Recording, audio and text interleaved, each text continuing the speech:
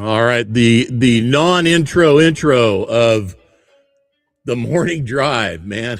I still haven't got that thing sorted out, but you know what? Like I said, it's kind of growing on me. I don't know. Anyway, we'll see. Good morning, everybody. JT here in the studio, Studio 10-4 Live, the morning drive. Here back with another edition for June the 3rd, man. It is the first show, the first week of June 2026. And officially, summer, not really, not where I'm sitting, man. It's Pacific Northwest weather, spring weather still. And it was funny, just yesterday they were talking about the summer equinox on the 21st, you know, the longest day of the year. And I'm thinking, crap, we're already to that point where it's going to be the longest. We start counting down from there backwards and getting short again. I'm thinking, criminy, man, we're just burning through another year here, 2026. I don't know if it's got any staying power or not. I think it's not for long, if you know what I mean. Anyway, got a good show in store for you guys. I'm gonna bring the guys in. We got our co-host, Mr. Brandon Carpenter. How are you? Oh. And of course, we got Mr. Matt Carpenter, the Google guy, the go-to. Remember, help us out. What are we talking about, guy? How are you, gentlemen? Good. How about you? I'm 3/4 down into a coffee cup here. Can you tell? I want to say it's Carey Carpenter. I can't claim Matt into the family, so. Yeah, I know. He said Carpenter. I wasn't gonna let go. It says Carey on there. Did I say Carpenter? That's all right. Oh, damn. Hey, I don't know. I'm not worried about it. Roll with it. Matt Carey. I'm sorry. Carey Carpenter, same thing. Listen, I have had people asking us what because different stuff he was doing. Like I've asked if I was his dad. You could be his dad. Yeah. I was his brother. So I don't know. You could go. I think the dad thing could be framed. Yeah. I got asked if I was his brother the one time. So yeah, no biggie. Considering that me and Matt are about the same age, I mean, I don't really think that. I don't know if that's saying something about your look, Matt. If you look older, you look younger. Yeah, no. I mean, that's rough, man. That's rough. We're I was thinking about that. We're like what 8 years difference or something. I don't know, but anyways, the more 8 hard years. 8 hard years, Matt. Right. It don't bother me. Carpenter or no Carpenter, 8 hard years, brother. You went through and you had a heart transplant. Brandon, shut up. You got no room to talk. I'm good. It don't bother me. It's been rough. Trust me. You know, he is one guy that, like, I could honestly say that if there was ever a guy who went through as much as he has with his heart transplant, everything else in life, you would never know it. I mean, it has not changed him a bit. You know, growing up with him all these years, Matt's still Matt, and it's kind of the great thing about it. You know, I'm sure a lot of people will be changed through all those experiences, but Matt has remained Matt, so I'm real happy about that. Yeah, heart transplant, losing my daughter, it's a lot. So, and then work and all that. So, but yeah, I do appreciate that. You're right. I hope that's what many people think. So, God's got things planned for you, brother. I mean, otherwise you wouldn't still be here. So, whatever it is, I hope you figured it out or you're on your way to, and taking care of the Lord's plan because there's something there for you. Got to be. I think I can attest to that. I'm still here and. I'm still trying to figure it out. Anyway, what are the odds too? I've got 2 guys that I know. Very, no 6 degrees of separation right here. You know, we haven't met in real life, Matt, but I assume we will at some point. Yeah, that both have had heart transplants, and both are firefighters. It's just crazy. Yeah, that's a normal thing. That's a whole other thing. So there's actually there's a bunch of occupational studies and things that have went into that Ohio at least just passed some stuff a few years back to help cover that through workers' comp, which is sad because the guy that it was passed for, some of the stuff the legislation was passed for, they named it, they gave it a name, and after he passed away, his family literally was fighting 2 or 3 years after the passage of the legislation to still get things done. It's sad and pathetic, but anyways, but yes. So my other friend, he's a young guy, name's Austin. He's still active. He's in his I think he's in his 30s, probably mid 30s by now, late 30s maybe even. And man, he's gone on to just live a fantastic, great life. Looks amazing. You know, I mean, you couldn't ask for a more of a better model patient picture guy to represent success for a heart transplant. And you know, but before it happened, I mean, the dude was, you know, hooked up. He had a cardiac fanny pack thing, man. It did all the work for him, you know, till they the donor and LVAD. He probably had an LVAD. Yeah, that's what they. Yeah, it was pretty wild, man. I'll tell you, you know, and we were all pretty concerned. I mean, that that's what they tried to do. That's what they tried to do with me, but I argued with them, and they gave me 14 days to get a heart, and I got it on day 12. So they wanted to put an LVAD in me, but I didn't want to do that because I wanted to go back to work. So, in which I did. Yeah. I did go back to work. So I had the transplant in February, and I went back in April, and I worked another 2 years before I retired. So that's insane to me, man. February, you had the procedure. Yep, I went back to work in April. Yeah. And I would have probably went back sooner, but I actually had here we go down the road. I had a politician. I had a local politician who was There's always got to be a politician. There was a roadblock. There's one on the show. Yeah, it was a roadblock to that, and or I would have probably been back sooner. So it's funny, you know. I actually ran into some very questionable actions, you know, when people always talk about being discriminated against, you know, race, color, creed, sex, all that kind of stuff. Medical, it still goes on, and I had some very borderline stuff with that when I dealt with it. So it's sad, but it turned out for the better for me and not for them, because they're no longer in office. So I made sure of that. All I can say is that it if you don't get your words, your message out, you have to be your own best advocate for whatever you're trying to get done. And look, you know, I'm all about trying to be sensitive to everybody's feelings, and I want everybody to feel, you know, respected. Absolutely. I want everybody to feel welcome. Yes, absolutely. But when you're representing yourself in situations and you have to do that, then it's important that you get it done, or else. And I've had to do that in my experiences with medical, with insurance. I mean, whether it be, you know, health or vehicle or whatever, you know, everybody, their job's to do the opposite. They're there to deny you. I'm sorry, but they are. You're right. And there's others out in the world that are out to do the same thing, man, to each and every one of us. So put yourself in places where people want you to succeed, and be with the people that want to help you succeed, and be there that you can help them succeed. Yeah, no, and without going way into detail, it kills me. So like with my particular thing, there's legislation on stuff that happened with me that I was supposed to be covered, and we used the exact words, exact information, and it took a while to get stuff taken care of. But it was funny. Yeah. There was a deadline. The state had a deadline that they had to have some things in from a doctor and stuff like that.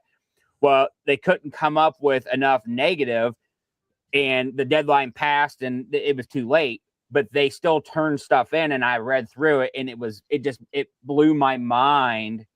They just don't care. You know what I mean? They just don't care what the law says. They don't care. No. You know, these are their own legislation. They don't care, you know? So all the money, baby.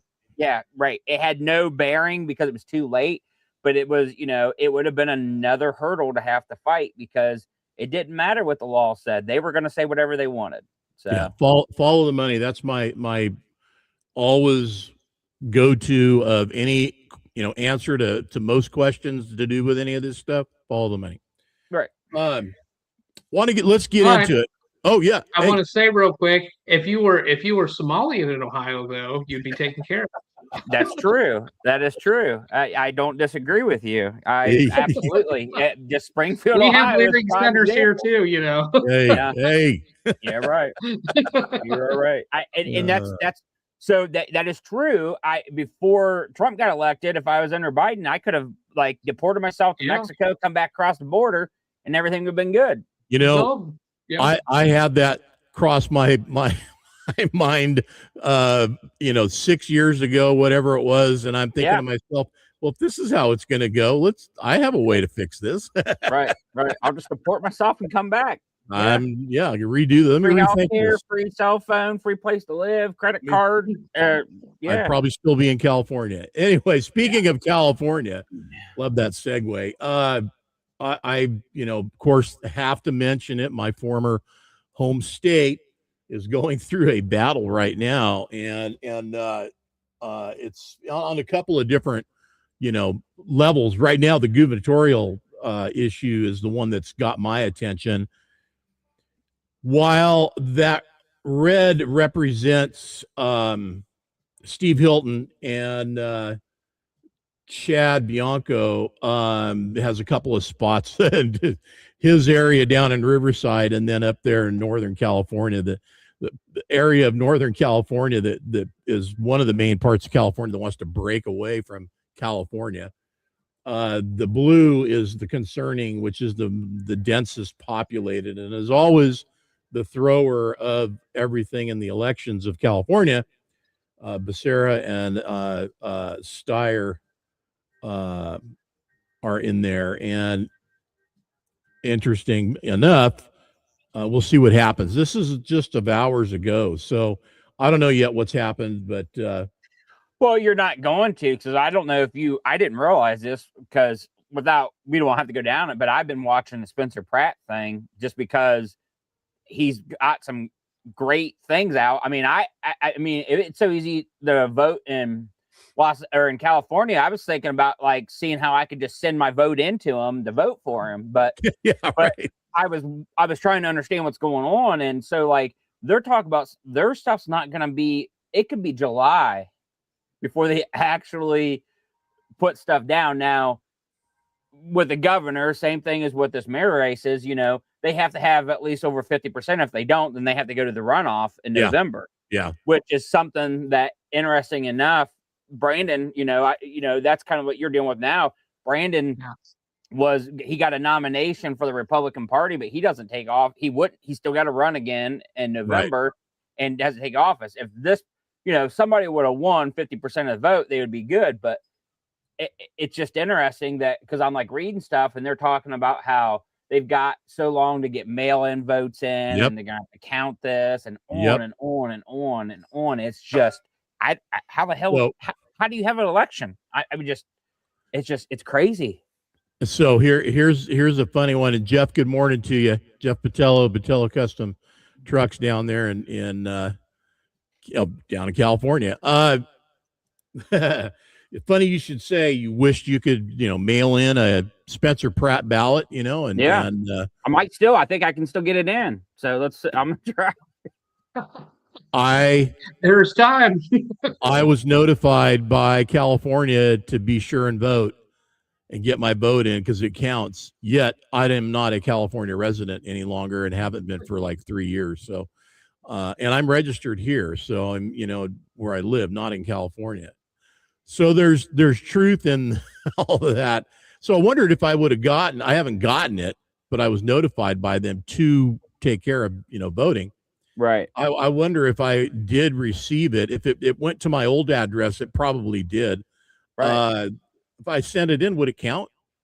I mean, it probably. Right? Probably I mean, they're not right? a bunch of stuff. Yeah. I mean. Okay. So what's to say they're not just, Huh? Do you have any former family members that are passed away that live in California? You can vote for them too, I think. Yeah. I do. Is that how that works? I do. There you go. Anyway, you got 6 or 7 votes. Good luck, California, on everything you're trying to get accomplished, because it needs to happen fast, and it's not happening fast enough. It won't, but So the governor thing, you're watching that. What do you think? What's that? That's so much of the problem too, is California, they always say, every time you turn around, they're constantly saying, oh, everything you're hearing, it's not true. We don't do business that way. We're not doing that. Of course not. No, we don't do that. Well, just like COVID, as we find out, yes, dead people are voting. Yes, John, you're no longer a resident of California. Your vote probably got mailed back in somewhere. Somebody filled it out, sent it Yeah. back. Yeah, And, yeah. Yeah, it's Somalian truck driver filled it out and sent it back. yeah, it's Yeah. so, what do you do? And that's what gets me is it's just like here in Ohio, we got told, well, here recently, this whole Medicaid thing, all this fraud in Medicare, it's not going on. No, that's not what's happening. Well, now all of a sudden, now that some people have done investigative journalism, oh yeah, that's exactly what's going on. Word's out, and now it's like, okay, well, all right, so they're admitting to part of it. Well, yeah, okay, we know about part of it. And California's kind of starting to do the same thing. And they need some more investigative journalists just hammering away at that place, digging in and getting the word out because it's out of control. I mean, unreal what's going on out there. Well, funny you should say that. And Jeff's getting his answer. Yes, we're talking about it. Your lovely state there, buddy. And the nation, but on the bigger picture. By the way, congrats to there's a couple of things going on that in the fun side of life. NBA Finals is happening tonight. First game, San Antonio and New York. New York's got big high hopes and aspirations to do this, and so does San Antonio. So good luck to the best team. May the best team win. I have some guys in San Antonio that used to play in Sacramento that I would be okay with them taking it. But and then the NHL, Carolina took the first game on the road last night. Spoiler alert. And oh, I'm sorry. Wait a minute. No, Vegas did. Sorry. Vegas took first game on the road in Carolina. So 1-0 Vegas. So we'll see what happens in that.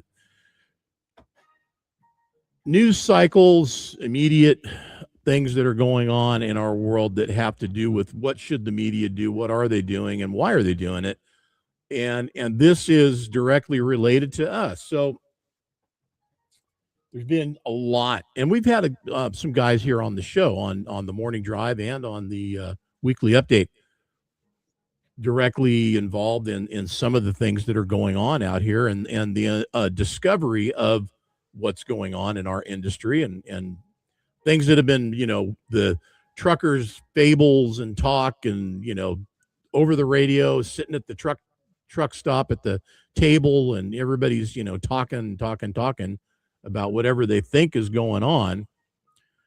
And a lot of people say, yeah, that doesn't happen, just like you were saying, Brandon. California, they got things that no, it's not how we do business. Well, this is what's happening. And I just watched this guy, Gord McGill, who Brandon knows, and I didn't know that until we chatted just a little bit a few minutes ago about it, on Tucker Carlson, and caught this guy just as I was flipping through YouTube channels, and I watched the whole hour that he was on, and I thought, man, here's another one. I mean, we got our very own Rob Carpenter, who's been on the show and talked to us about a lot of this stuff. Gord mentioned a lot of the same things and companies that Rob had, but some of them not so directly as Rob has. He just said, generally where they do business and what country they may be from, because most of them are not from the United States. My question is the media involved in a media cycle? Is this just a news cycle, or is this the reality that we are in, that something's going to happen? There's enough going on, something's going to happen. So I leave it to you guys. Tell us, what do you think? So one of the things they were talking about, I find interesting, and I'll go through this quick. He gave some examples, and he was talking about like one semi wreck, the brakes go out, and this guy who's driving is a foreigner. He can't read the signs that say that they have the truck pull off here, that if your brakes go out, he had no idea what that, he didn't understand it, know what it was, and so he wrecked. Right. But died. Yes, his point is what's interesting is they're saying,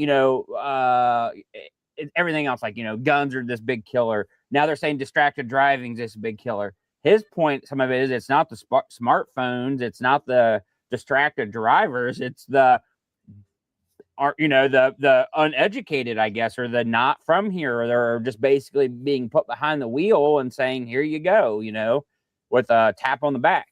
So, well, it's non-English speaking, non-English reading, drivers. And I find this interesting, just in clips that I see all the time from around the world. English is pretty much the universal language. So we're the benefactor of that by being born here, and that's our native language, but it's used universally around the world. And I'm saying on road signs all over, where things that matter that you need to be able to figure out and find, airports, roads, whatever it is, it has the native language, but then English is down there. So obviously English has been accepted as the universal language, I guess, and figuring most people will speak English as well as whatever else is out there. But yet when they come here, these guys are not. And this is what's happening. So again, the question is, are we amidst a news cycle, 60 Minutes, Tucker Carlson, any of, you name it, MSNB, whatever, and are we actually going to see change? I mean, Sean Duffy's in the middle of this too. I know it, and I like that guy. I think he's doing a good job. So I would say that, my opinion on it is it is a news cycle. We've learned from media, obviously, especially I would say in the last 5 years, we've learned we can't really trust our media in so many different ways, and anymore, I don't know if you've been following, the Iran deal. The media's saying, hey, Iran cut off all communication, and they're not talking to us. Then Trump comes back out and says, hey, everybody's lying, they're still talking to us. Okay, who can we believe at this point? And the media is always looking for that juicy story. They want the next big thing. And one of the things that I've seen, look at, okay, so 4 years ago, everything was transgender, and we were doing all the transgender rights stuff, and that was all front page news, and all these things were going on. Well, that's kind of gone by the wayside. It's always what's popular, what's the popular thing at the time. That's all kind of taken a back burner now. And we obviously, everybody's interested in fraud. People are going to tune in to watch what all this fraud is. Everybody's in tune to the fraud right now. And you can go to Minneapolis, you can come here to Ohio, you can come here to Columbus, you can investigate the Somalians or whoever all you want, but there's only so much news content. Well, in a certain sense, this transportation controversy, the news writes itself, because they bust a Leering Center, and then that Leering Center goes out of business. Well, that's pretty much the end of that story. I like how you said that, the way it was written. Leering. Yeah, well, Leering. It was a Leering Center. Yeah, it's the truth. I mean, it's the truth. But that's the end of that news cycle. That's the end of that story. Where this transportation news, it's writing itself, because we've been singing it from the mountaintops for the past 10 years about what's happening. Nobody's listened until now, because they're out of news. They're, in my opinion, part of it is they're out of stuff to report on. It's juicy content that they've got a hold of. And it's like, hey, there's something happening here. And not only is there something happening here, but what happens every couple of days, we have a new story, because somewhere, someplace, another foreigner's crashing a truck up and killing a bunch of people. And it's like I say, the news is writing itself.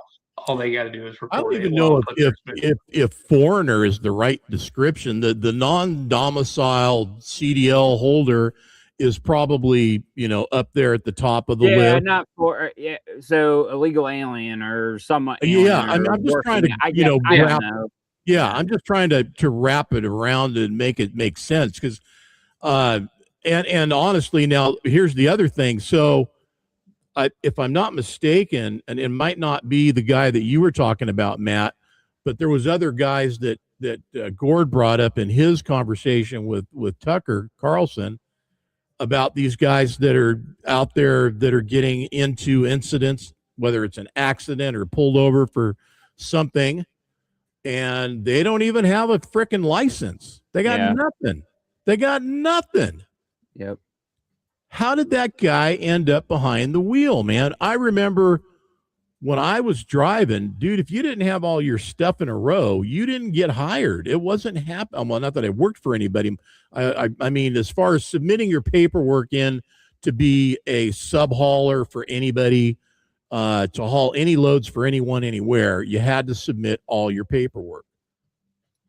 And Well, part of it is they don't take these guys to jail. You know, it's what cracks me up about it, and this is part of where, you know, I do get upset with Sean Duffy, and I get upset with this situation okay, because they tout these numbers. They go out and, you know, they say, oh, we took 10,000 non-domicile or whatever, you know, CDL, non-CDL drivers off the road. Yeah, you took them off the road, and the problem is most of those people didn't get deported. You actually put them out of service. Well, what's going to happen when you put these guys out of service? They're not playing by our rules anyways. It's just like us trying to negotiate with Iran. The Iranians are not the type of people that you negotiate with. There's yeah, nothing there to negotiate with. They don't value the same things that we value. And Mhm. it's the same thing with what's going on in the truck industry. no, they These want guys to kill don't it. value our industry. So what are they going to do after 10 hours? Or even after the guy pulls out an hour later? They're going to fire that truck up and they're going to go right on down the road. So unless you arrest and deport, it's pointless. Yeah, I agree, and you know, to your point on Iran, I mean, look, these people have said what they think of us, and they've let us know what they want to do to us. Believe them when they say it. It's not hyperbole. It's not hype at all. That's what they want to do. I still feel that the question's not. I don't know. Maybe I'm not hearing what I want to hear, and I don't know what that is. I'm just kind of at a loss at this point.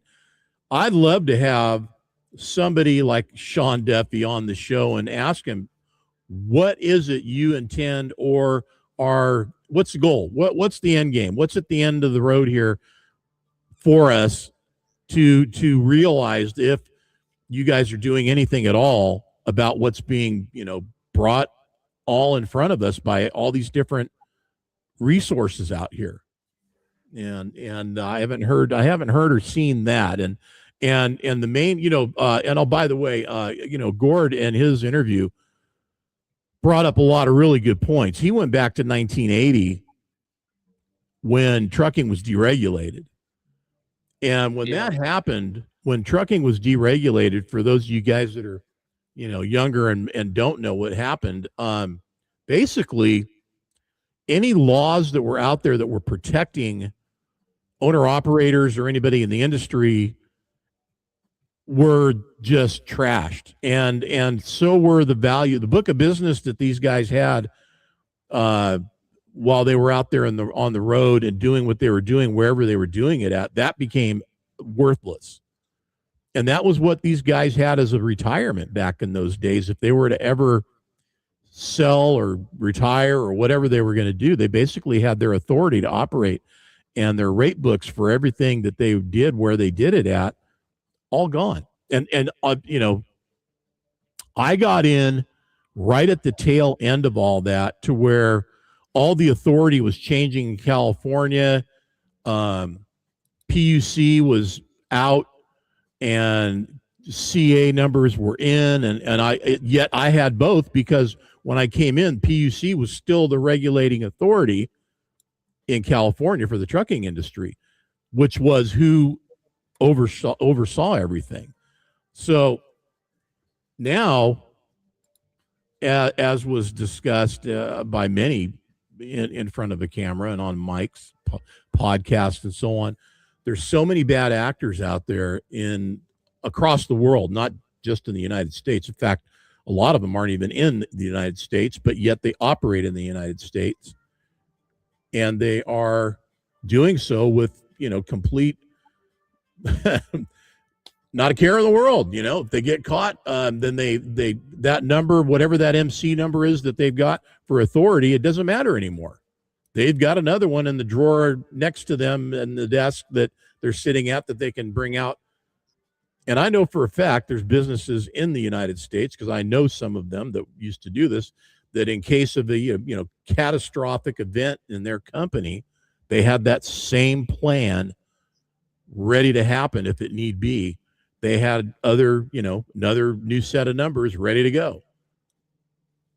So, Well, ordinarily, and that's part of me. I'm somebody that I believe in smaller government for the most part. That one of our problems is we have too much government. I mean, that's kind of we're bloated in a lot of ways on the federal level, even on some of our state levels. But part of the trucking industry is we actually, and that's the problem. And to Gordon's point of deregulating it, yes, that's when a lot of the problems did start in the industry, yeah, and we it got did. rid of some of the government in trucking. It did. And it's one of those industries. It's a necessary evil. You got to have it. But the double side of that is and we're seeing this all across all industries. And I was just talking about this last night. In my generation, every teacher, pretty much everyone in an educational position, they all said, if you do not go to college and you do not get a college education, you're never going to mount anything. You have to have a college education in order to further advance yourself. Well, what happened? Most of these young people went to college. They got out in the workforce later in life because they hung out in college forever, whatever that may be. They get into the workforce. They don't know anything. They didn't learn anything. I know people that are 40 years old and still haven't got a job because they're in college. Well, at 40 years old, you've already wasted half your working career at that point. Some people are retiring at I just almost say 40 years most old. of it. What do you mean half of it? Matt's dying Yeah. to throw in Yeah. here. What's up, Oh, Matt? I retired in my 40s. Exactly. That's what I was saying. When I'm are you going to retired. start? Yeah. When are you going to start working? So, Yeah. so the problem is now we have an entire generation of people who really don't know jack diddly crack. Yeah. And then on top of it, we have all these politicians, and this is something that I see the mold breaking. That's how I think I got elected. Is people are tired of politicians because some of these people got into politics pretty much when they graduated high school. Well, they have no working experience, they have no business management experience. They're quick on their feet, they know how to talk, and they know how to represent themselves. But at the end of the day, they don't know how to do anything. And that's how we've ended up with the problems we've ended up with in the trucking industry as far as regulation. We have people regulating the trucking industry who have no business doing so. And then Right. all the lobbyists from the big companies, you pile that on top of it. And it's the same thing with the big companies. You have people running these companies that have a college education. They're not truckers. They've never been out there and done it. They don't really know at the end of the day what's going on other than what they've been told. And it really just creates. You ever seen the movie Idiocracy? You ever watch that? I think I did. Yeah, we're basically it's like in 2038 or whatever, like the whole country, like we literally water our crops with Gatorade because we think that's what's going to make the crops grow because we become idiots. Like that is pretty much where we're at as a country. We have become idiots. And part of it is we've lost our knowledge. Find a plumber, find a mechanic, find somebody who knows how to work with their hands, find anybody that really is educated in any of these topics that really are topics that are crucial to life. There's nothing wrong with being book smart. There's nothing wrong with being a doctor. There's nothing wrong with certain things, but not everybody can be a doctor. Not everybody can be book smart. We need all kinds to make this country work. And forever, the educators and the indoctrination of our children have taught us, well, you got to be book smart and nothing else. And look at where we're at. So I'm gonna chime in on this because this is just something that I it's like it is my in front of me. I am just like up to here with it, and it is it's just going on at such a rampant rate. All of what you just said has steered a lot of these people into social media and into the realm of thinking that if I'm there and people like me, I must be able to make money there. And that is what has happened to a lot, and I mean a lot of people. And Meta gave them the, you're an influencer, you're a content creator, not really, but maybe you are. But yeah, what were you doing yesterday? And why aren't you doing it anymore? And I mean, look, I migrated over through just some chance circumstances. Let's put it that way. but marketing's always been a part of my business. I mean, owning my own business was always one of the parts of it was always marketing, always. And many, many different ways before there was such a thing as the internet, there was the newspaper, there was radio stations, there were, all these other traditional terrestrial pigeons with little letters on their legs, like pretty much. Yeah. Free beer yesterday, not to, and maybe tomorrow, but not today.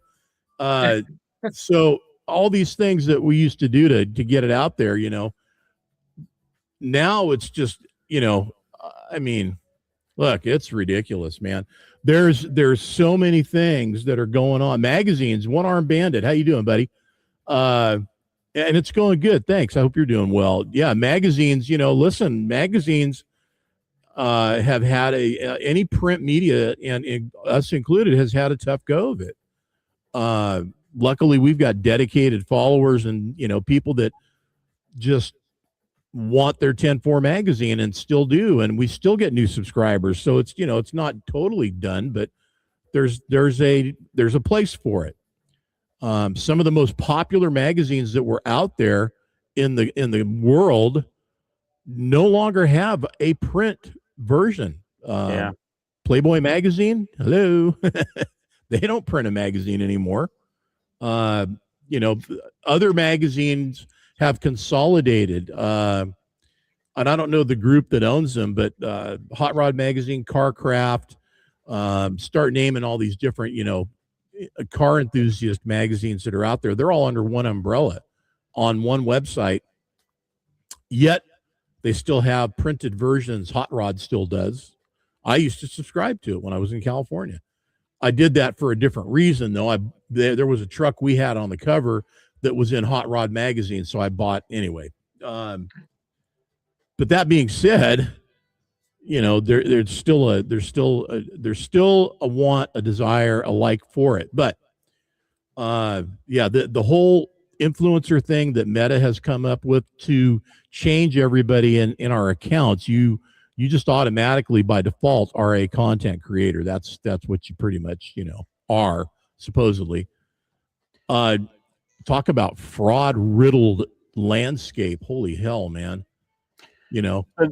Yeah, so I was watching Megyn Kelly, and she brought up something, and I forgot about this. There was a clip that was only out about 15 minutes before they figured out it was out. It's a clip of Trump basically making a comment to some people. They were talking about, hey, what about this? What about that? And he straight up said, he's like, honestly, at the federal government level, there's certain things that just are out of our reach. Like, we're not going to deal with this or that or the other.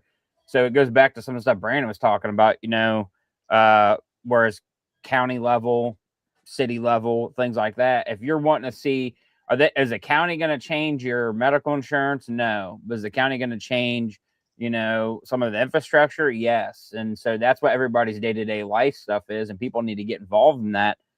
And they don't know. I mean, Brandon and I were just talking about this. There's people that think just because he won the nomination that he's a county commissioner now, and he's getting questioned. County commissioner, when are you going to do this, do that? He's got 8 more months. Yeah.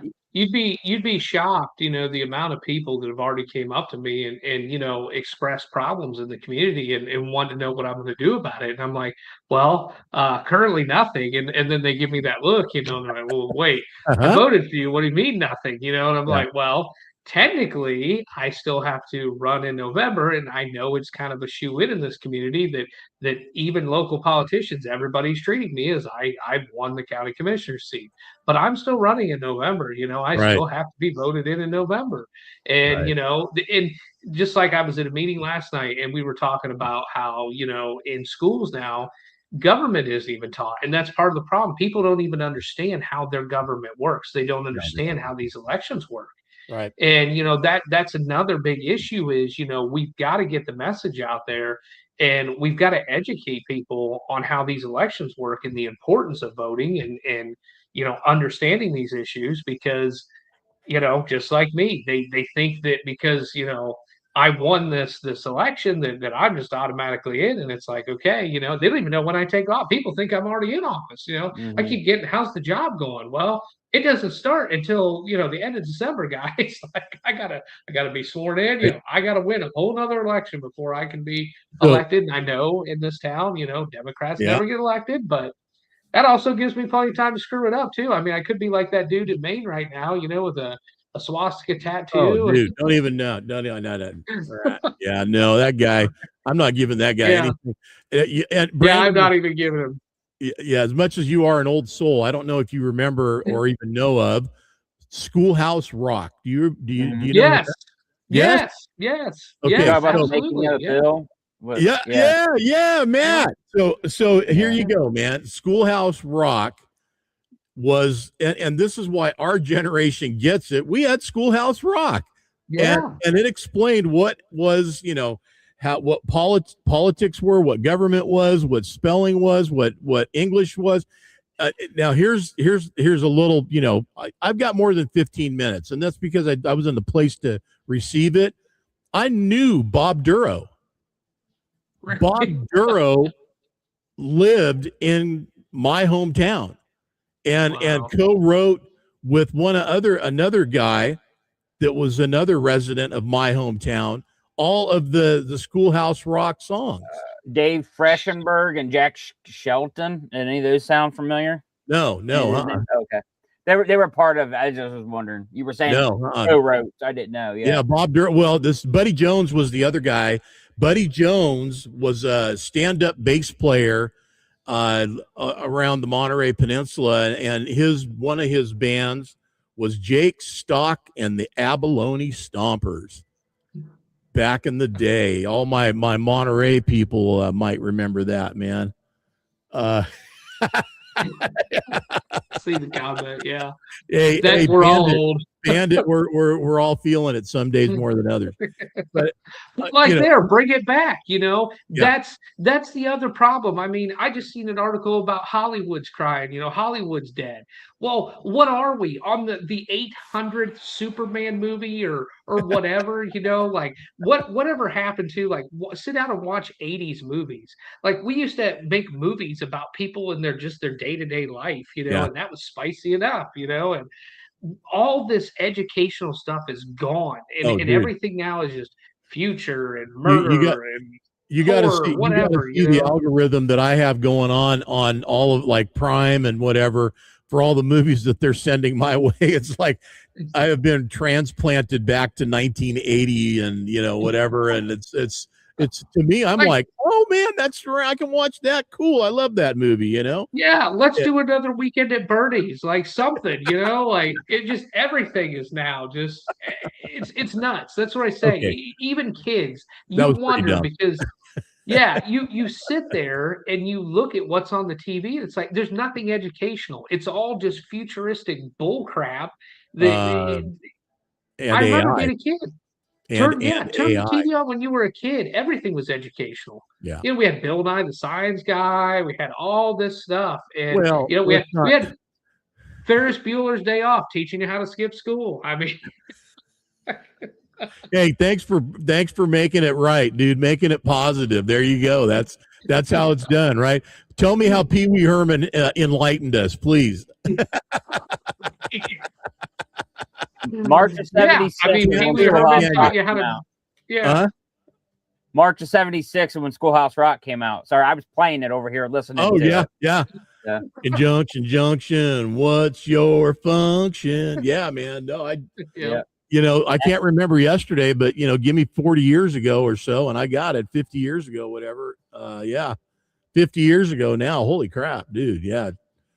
But truthfully, listen, Saturday morning cartoons were, riddled with Schoolhouse Rock. You had no way to avoid that. It was in there and it was teaching you something. Of course, then there was American Bandstand and Soul Train, and I watched both of them.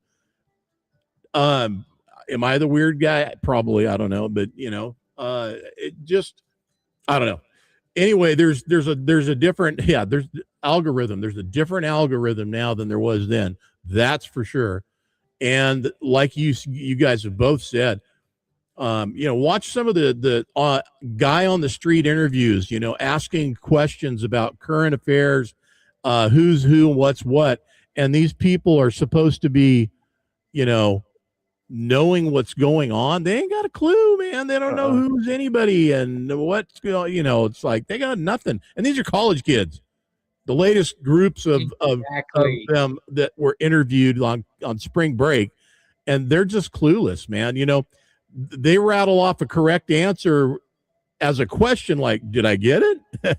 If they got it, Have you seen that one guy? He does it. He'll go and be like, when was World War II? And they would be like, they'd be like 1743. And he'd be like, correct. He just passes it. No. He goes on. Hey, man. Hey, if you go 60 miles an hour, how far will you go in an hour? And they're like, I don't have a calculator, man. Oh no, they'll say 4,000. Correct. That's what he does. Yeah. He just to show how stupid they are. He'll be like, you're correct. And then he keeps going. Well, that is the problem. Is these are college age kids, and really these are important things to know in life. Okay, to understand how long it's going to take you to get from point A to point B without a GPS, without your phone telling you, and just having the general knowledge of how the systems work that are making GPS work. What happened? I mean, it's what I say. Like, I get so freaking frustrated. Like, the longer we talk about stuff like this, the more frustrated I get, because the world is a place I don't recognize, and where we went wrong, and how we fell off the wagon, and then these young folks and how we're educating them now. It is atrocious. I didn't even realize it was so bad. I just found out last night we actually had to pass a bill in the state of Ohio to get educators to make children in the 8th grade. And so that's the other thing too. These aren't little kids. These are 8th graders. Yeah.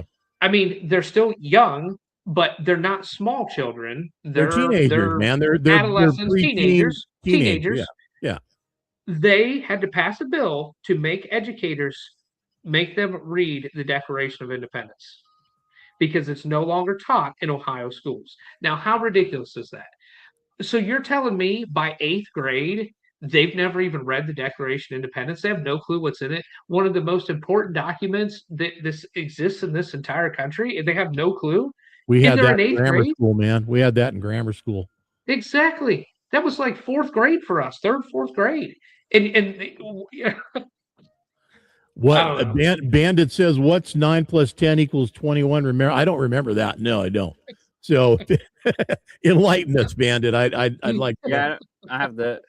I mean, it probably is. I mean, it could be 26. I don't know. Oh, incinerated. Okay, got it.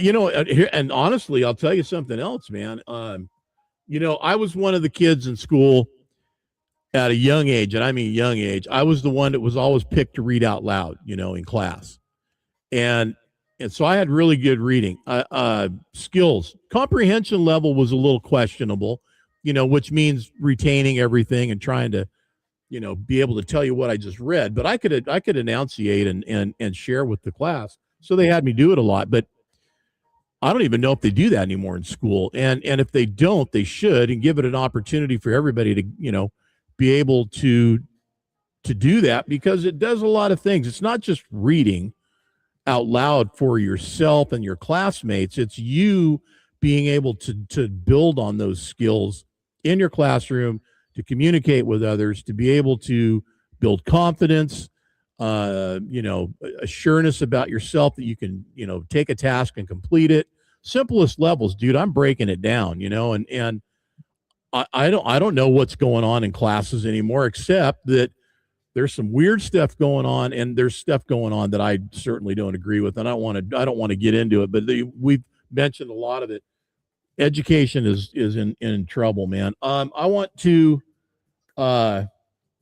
Cursive, man. That was we had all of that. Your writing skills, cursive. I mean, I wished I'd have taken the typing class in 9th grade. I never did, but I still hunting tech. When we moved here 9 years ago, whatever, a bunch of people from the area send us like welcome stuff, and the one lady wrote in cursive. It could have been another language. My kids couldn't read it.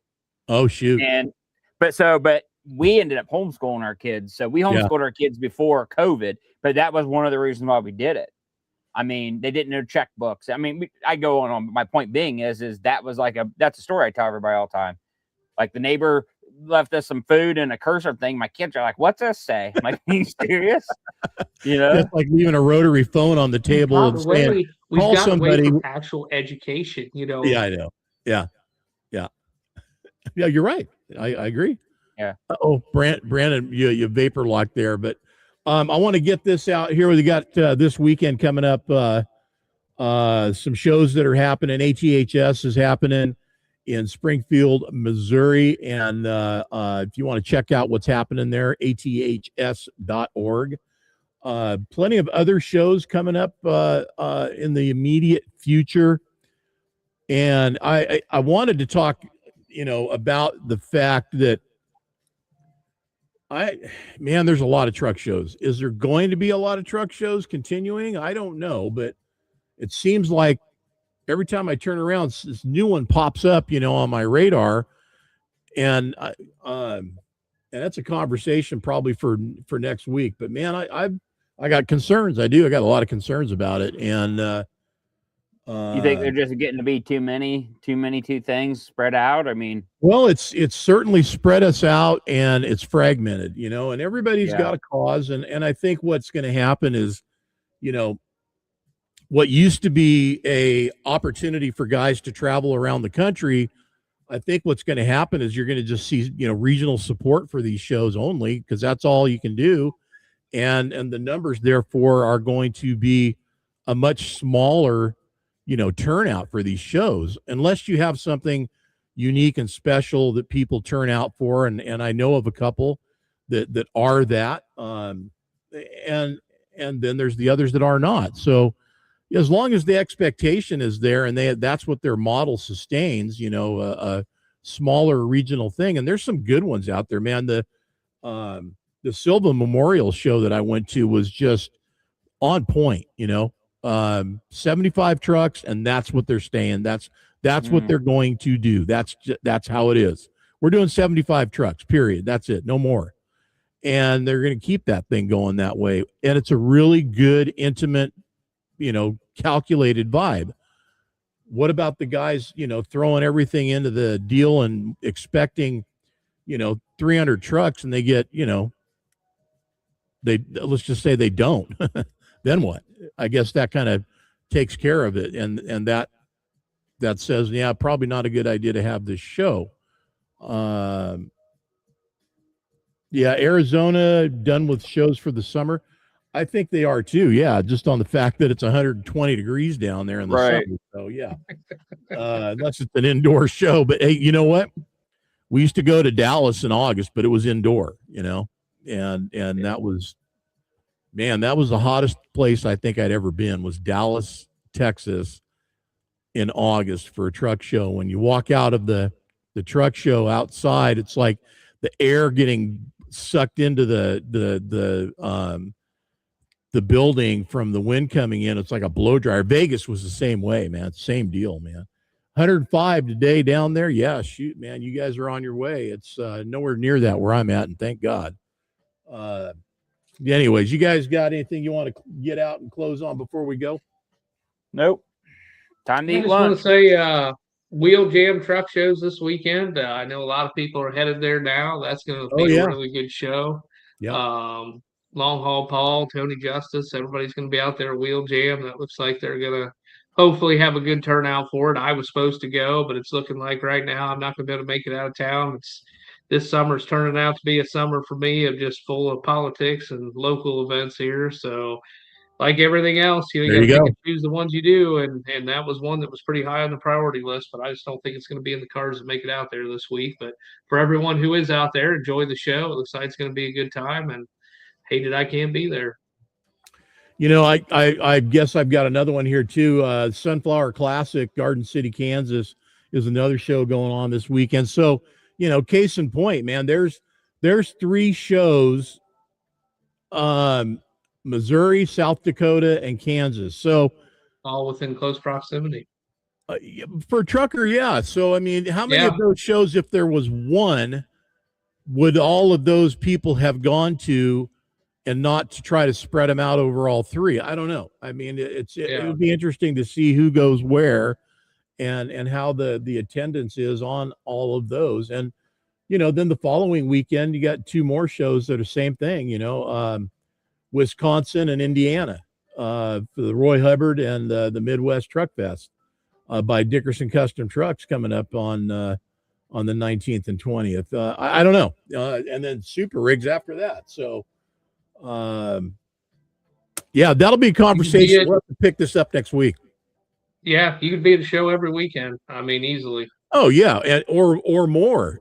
I mean, if you have the ways to get around, and you can, you certainly could, man. Yeah. Anyway, thanks everybody for tuning in. This afternoon, I'm not sure yet if we've got our guest locked up, so I'm going to work on that after we get done here. Studio 10-4 Live, the weekly update, 5 p.m. And it'll be live. Will be happening. Just not sure yet on our guest. Brandon, hang. Matt, if you want to hang too. After I'm going to break it down right now. Everybody keep safe out there, and we will see y'all next week on the Morning Drive. See ya.